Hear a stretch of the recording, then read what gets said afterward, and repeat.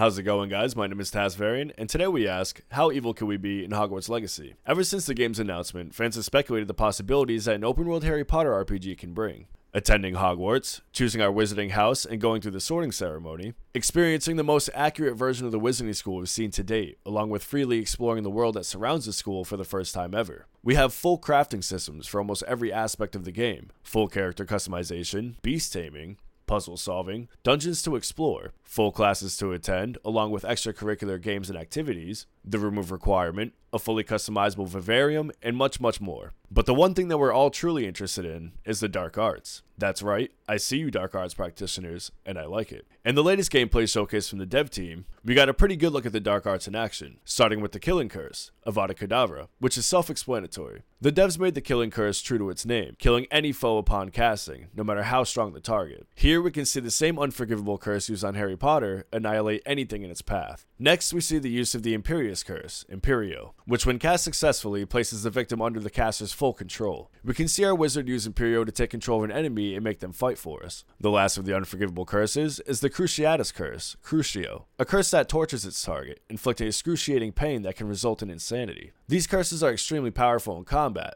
but what if we can use them for more than just causing harm? For instance, what if we can use Imperio for stealth, to make a target do or steal something for us so we aren't seen or suspected? Or to make the victim give us their money or other belongings, or simply just cause a distraction of some sort, possibly even use it on the professors to get an upper hand in the classroom or learn of possible secrets located within the school. We could also go the more direct route and use Crucio to torture our subjects, force information out of them, or bend them to our will and make them part of our dark army, something like the Nemesis system from Shadow of Mordor or Shadow of War. Perhaps it goes even deeper, and we can use these curses to infiltrate the Ministry of Magic, or the school's Board of Governors, the 12 wizards that oversee the wizarding school's daily operations. The possibilities that come with being a dark witch or wizard are endless. But what about the consequences of using the dark arts? With the dark arts being the most frowned upon and illegal form of magic known to the wizarding world, there's bound to be significant consequences to practicing the forbidden magic. One of these consequences perhaps being sentenced to Azkaban. We've seen a glimpse of Azkaban and Dementors in Hogwarts Legacy, but only a very short clip. We've also been told that only players that make certain choices will see Azkaban. One of these choices being a certain house you choose, which I assume to be the Slytherin house, and the other being a choice that you make in your playthrough, presumably being the Sebastian Sallow questline, as he himself is tinkering with the dark arts to find a cure for a curse that was cast upon his sister. It has been said by the developers that certain choices you make can have consequences that impact your entire storyline. Maybe if we're caught practicing the dark arts, or if we do too many crimes involving the dark arts, we may see ourselves on trial in front of the Ministry of Magic, similar to what happened to Harry Potter after he cast Expecto Patronum to save his cousin, possibly even being able to plead our case through dialogue choices. We have seen that the game will provide us with dialogue choices throughout our story. If we make the right choices, we get a second chance, but put on an academic probation period of some sort. If we make the wrong choices, we serve some time in Azkaban. As we've only seen a small clip of what we assume to be Azkaban, we don't know the exact size or how in-depth it will be as a whole. Will it be a linear path that is only a small portion of the game? Or will we actually be able to serve full sentences and explore Azkaban while doing so? How cool would it be to have our Azkaban prison numbers tattooed on us? There's so much potential for Azkaban. It could be its own whole map, or even be as detailed and in-depth as Hogwarts itself, possibly full of puzzles, collectibles, and secrets for us to uncover, Dementors to fight, and other inmates to befriend and recruit to our dark army.